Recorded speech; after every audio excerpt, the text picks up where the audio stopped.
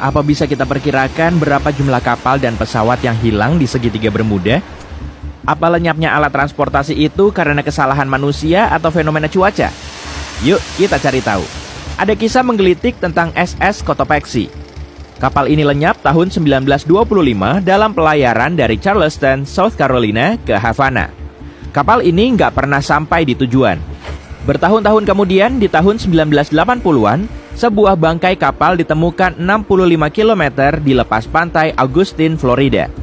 Karena para spesialis nggak bisa menentukan secara pasti kapal apa itu dan dari mana asalnya, mereka menjulukinya bangkai kapal beruang. Butuh kerja bertahun-tahun lagi yang terutama dilakukan oleh ahli biologi kelautan untuk mengenali bahwa ini memang bangkai SS Cotopaxi yang hilang.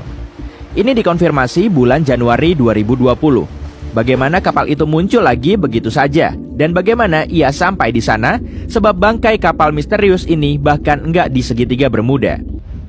Yuk kita lihat siapa penemu istilah segitiga Bermuda ini. Apa kamu benar-benar bisa nunjukin segitiga ini di peta? Enggak, ini juga bukan lokasi yang diakui secara resmi. Segitiga Bermuda enggak muncul di peta dunia manapun. Tak seorang pun yang sepakat tentang batas pastinya. Yang ada cuma asumsi dengan perkiraan luas area seluruhnya antara 1.300.000 sampai 3.900.000 km persegi. Menurut semua perkiraan, area itu samar-samar membentuk segitiga. Di tahun 1964, seorang penulis Amerika bernama Vincent Hayes Geddes untuk pertama kali menemukan ide ini saat menulis artikel untuk majalah Argosy. Dia memakai nama segitiga Bermuda untuk menggambarkan area berbentuk segitiga yang telah menghancurkan ratusan kapal dan pesawat tanpa jejak. Sulit sekali memperoleh jumlah kapal dan pesawat yang hilang, sebab beberapa kapal dan pesawat hilang tanpa jejak. Bangkainya enggak ditemukan di wilayah itu, tapi kisah-kisah yang tercatat bisa membantu kita.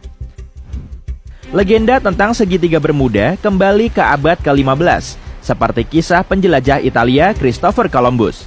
Saat berlayar di perairan Atlantik, dia melewati lokasi ini di akhir tahun 1400-an. Di tempat yang sekarang kita kenal sebagai segitiga Bermuda, dia lihat nyala api sangat besar yang kelihatannya baru saja jatuh ke laut. Lalu, dia lihat kilatan sinar aneh di kejauhan di lokasi yang sama persis. Kayak banyak pelaut lain, sejak saat itu kompasnya jadi tak berfungsi. Penerbangan 19, sebuah pesawat angkatan laut dalam jadwal rutinnya di tahun 1945 juga memulai legenda segitiga Bermuda.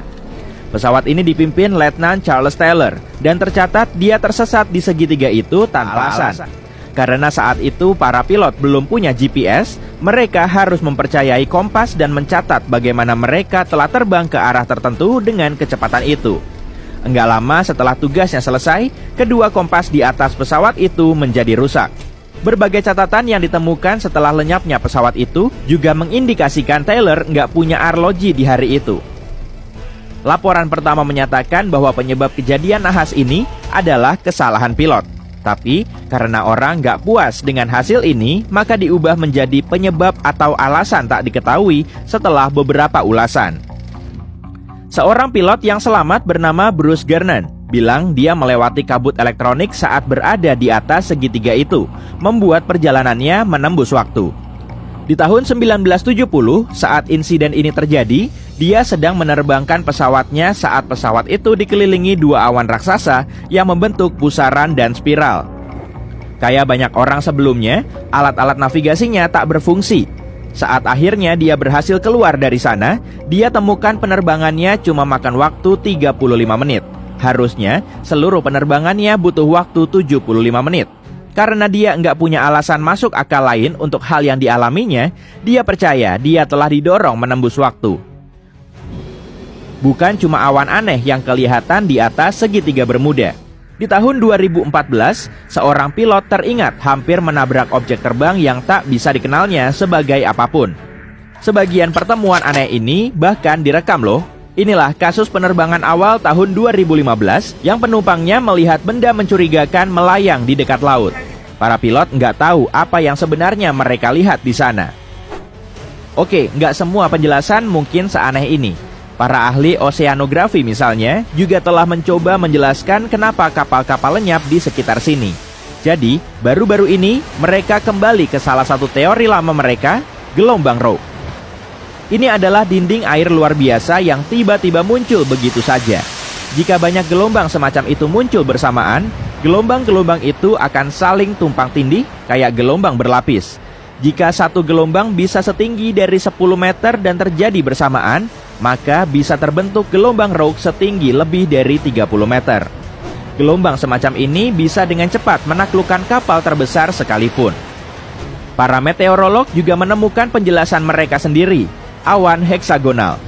Jenis awan luar biasa ini bisa menimbulkan angin dengan kecepatan sampai 273 km per jam. Dan awan ini juga sangat signifikan, sebagian membentang dari 32 sampai 88 km.